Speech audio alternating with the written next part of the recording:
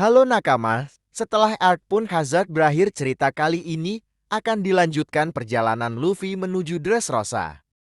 Untuk cerita pada arc ini akan sangat panjang mengingat musuh yang nantinya dihadapi adalah Dom Quixote Doflamingo Sang Shichibukai. Yang pastinya pada arc ini akan terungkap banyak hal dimulai dari rahasia dunia dan karakter-karakter yang baru bermunculan. Jadi jika nakama tertarik dengan cerita ini, mari kita simak langsung videonya. Sebelum kita mulai, jangan lupa like, comment, and subscribe.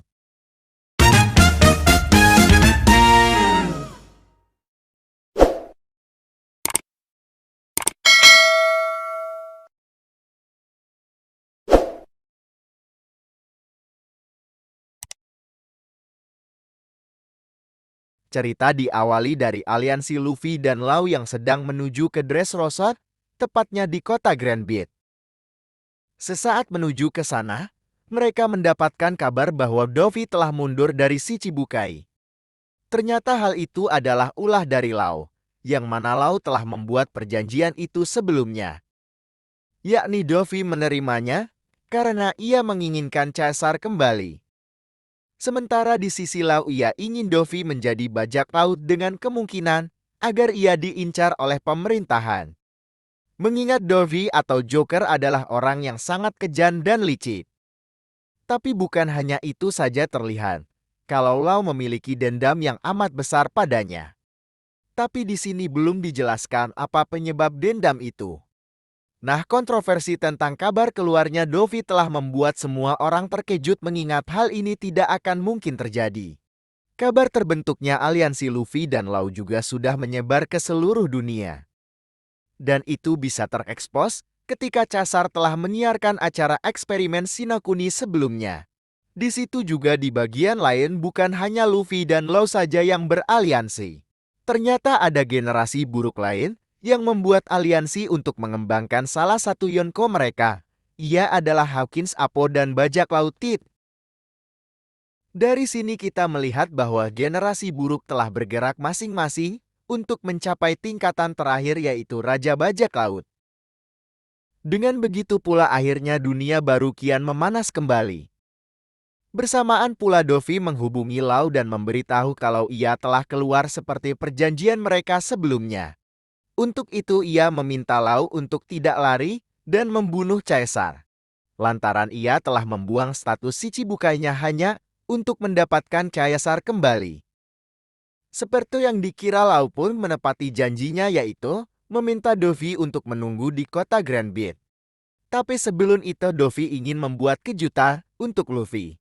Tapi hal itu belum diperjelas lebih lanjut mengingat Lau telah menutup Den Mushi. Kinemon yang mengetahui kalau mereka akan Grand Beat meminta tumpangan ke sana.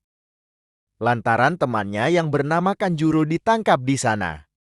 Dulu mereka bisa terpeka ketika Momo tak sengaja terbawa kapal. Sementara Kanjuro telak ditangkap oleh polisi, dari situ mereka terpecah belah. Tak disangkanya lagi tujuan dari Kinemon hampir sama dengan perkiraan dan rencananya. Karena setelah berakhir, ia akan menuju ke Pulau Zou dan taman bajak laut yang berada di sana. Dari sini kita bisa melihat kalau Kinemon akan bersama dengan Luffy sampai di Pulau Zou. Di tempat lain Dovi juga tidak berdiam diri, ia juga mulai bergerak untuk membuat rencana dari Luffy dan Lau gagal. Yakni akan memecah belah mereka agar ia bisa menangkap Lau. Untuk itu ia meminta salah satu bawahannya untuk membuat sebuah pertarungan di tempatnya. Dan untuk membuat Luffy terpanci, ia memberikan sebuah buah iblis milik es, yaitu Mera-Mera no Mike, kepada bawahannya yang bernama Diamante. Yang mana tentunya Diamante akan menggunakan bukan untuk dimakan melainkan sebagai sebuah hadiah dalam turnamen gladiator. Pastinya Luffy yang tahu jika hadiah tersebut seperti itu, maka ia akan terpancing dan mengikuti perlombaan tersebut. Jika seperti itu, maka rencana awal dari Lau akan gagal.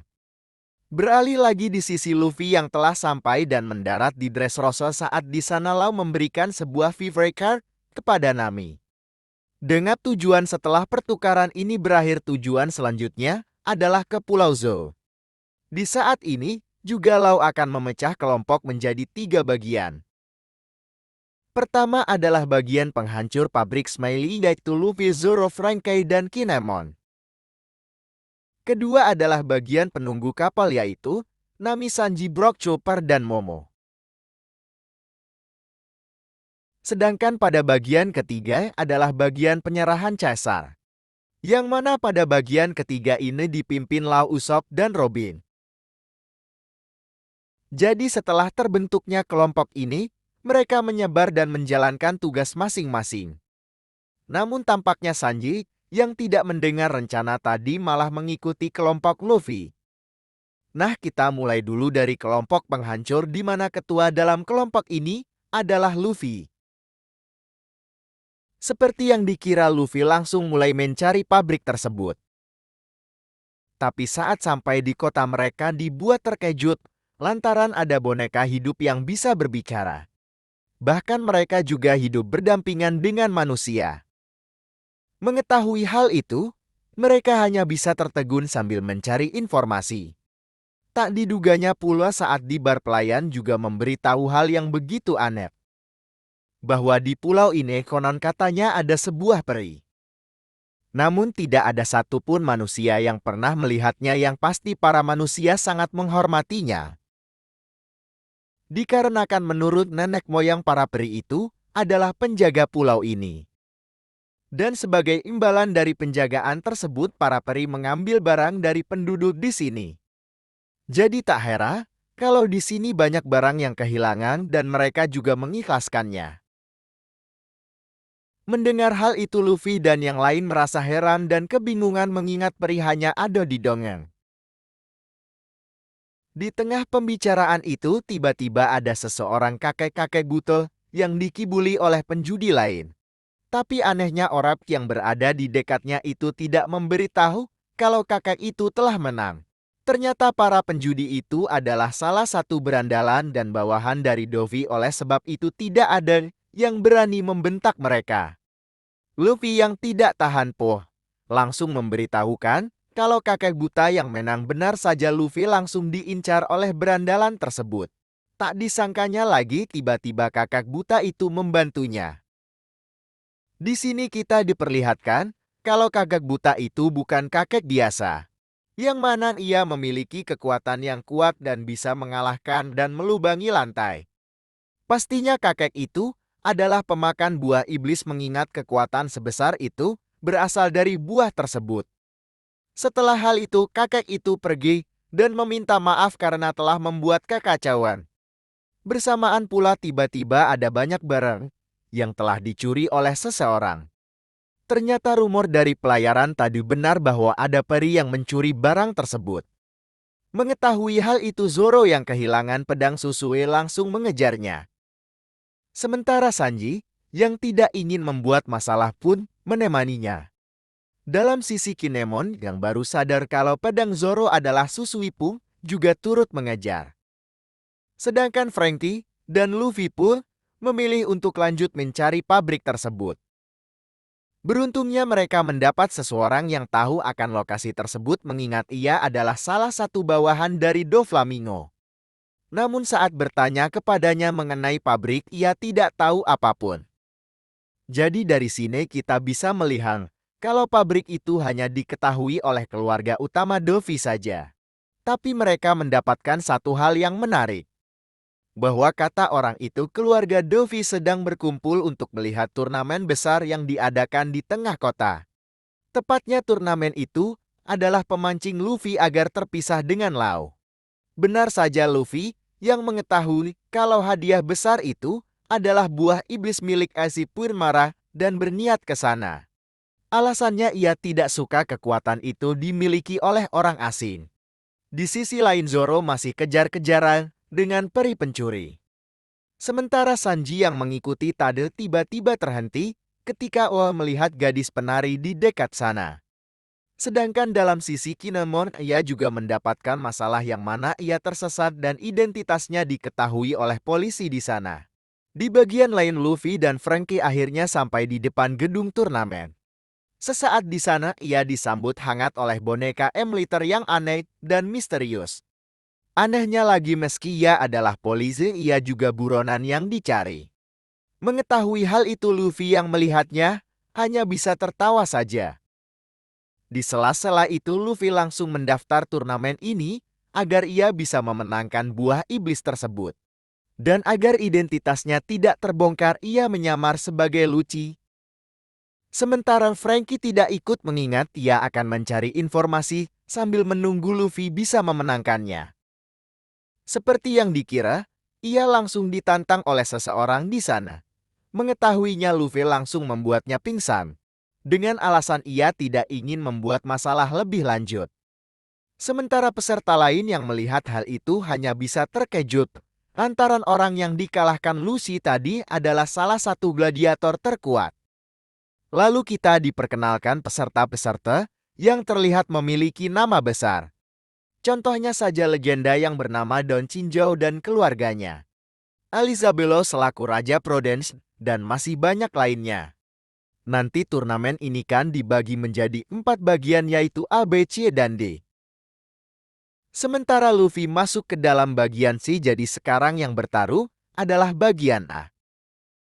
Nanti para peserta juga diperbolehkan memiliki senjata. Bodohnya pula Luffy malah memakai semua yang terlihat keren.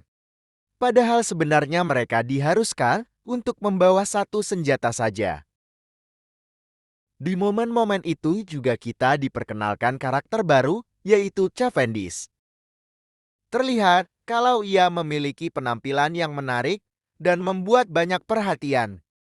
Tak diduganya meski ia terlihat menawa dan sopan, ternyata ia adalah salah satu Rocky 2 tahun lalu. Lagi-lagi yang membuat Luffy terkejut adalah Cavendish dendam kepadanya. Alasannya kepopuleran darinya telah direnggut oleh generasi terburuk seperti Luffy. Mengetahuinya Luffy hanya bisa berpura-pura seolah-olah tidak tahu agar masalah tidak timbul kembali. Kedua karakter baru yang diperkenalkan adalah gladiator wanita yang bernama Rebecca. Di sini Rebecca tertarik kepada Luffy lantaran ia sama sepertinya, yang mana ia suka dengan patung pahlawan di tempat ini. Tepatnya pahlawan itu bernama Keros. Di situ pula Luffy meminta penjelasan siapakah dia. Rebecca menjawab kalau 20 tahun yang lalu Keros adalah pahlawan terkenal. Namun anehnya Rebecca tidak mengetahui siapa patung tersebut, seolah-olah pikirannya tentang pahlawan tersebut tidak ada. Tetapi semua gladiator di sini juga tidak mengetahuinya. Tapi Rebecca percaya kalau dulu Keros benar-benar ada dan menjadi pahlawan di negeri ini. Luffy yang melihatnya hanya bisa kebingungan tentang perkataannya. Di situ pula diperlihatkan kalau Rebecca juga memiliki masalah kepada Luffy. Tak diduganya pula ia juga merencanakan untuk menghancurkan pemerintahan dari Doffy. Tak sampai di situ terlihat kalau gladiator lain tampak membencinya, tapi hal itu belum dijelaskan lebih lanjut. Di sela-sela itu pertandingan bagian A masih berjalan. Yang mana terlihat kalau mereka ingin menang, maka mereka harus mengalahkan semua yang berada di arena. Tampaknya di bagian A ada satu orang bertopeng yang sangat kuat. Dan itu bisa terbukti dan ia yang bisa mengalahkan semua peserta dengan sekejap saja. Disangkanya lagi orang itu adalah salah satu bajak laut Kurohige, yaitu Jesus Burgess. Tujuannya sudah jelas, yaitu memenangkan pertandingan untuk mendapatkan buah merah-merah Nomi. Kedatangan orang seperti itu membuat semua orang terkejut. Mengingat 2 tahun sebelumnya kelompoknya telah membuat kekacauan besar di Marineford. Tak disangkanya pula kakek-kakek buta yang Luffy temui adalah angkatan laut. Tepatnya ia adalah wakil admiral yang bernama Fujitora. Dari sini Fujitora mulai bergerak mengingat nama-nama besar telah bermunculan di turnamen ini. Setelah bagian A telah dimenangkan oleh Burgess, bagian akan memulai pertandingan. Tapi sebelum itu Luffy dikejutkan lagi dengan adanya Bellamy di sini. Ternyata Bellamy berada di sini bukan untuk melawannya, melainkan untuk memenangkan pertandingan ini. Alasannya ia diberi kesempatan oleh Doffy, jika bisa memenangkannya maka ia akan diangkat menjadi bagian keluarganya. Jadi di pulau ini, Bellamy sangat terkenal lantaran ia adalah salah satu bawahan Dolphy yang paling taat. Di suatu tempat laut, Usopp dan Robin masih menunggu waktu untuk mencari informasi mengenai tempat pertukaran. Naasnya untuk ke sana mereka harus melewati sebuah jembatan yang panjang. Yang katanya tidak ada orang yang bisa melewati jembatan itu, mengingat di bawahnya banyak sekali ikan petarung yang harus akan darah manusia. Jadi benar saja kota Granite sangatlah berbahaya. Di kala itu diduganya pula ada organisasi perintah di sana tepatnya yaitu CP0.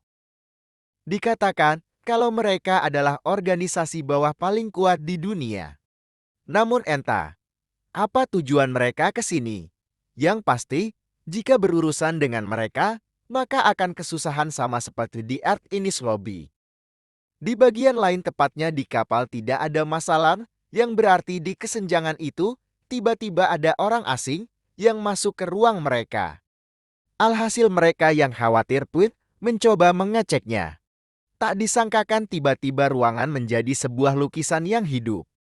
Pastinya nanti mereka akan melawan orang itu dengan alasan pasti yang menyerang kapal adalah bawahan dari Dovi.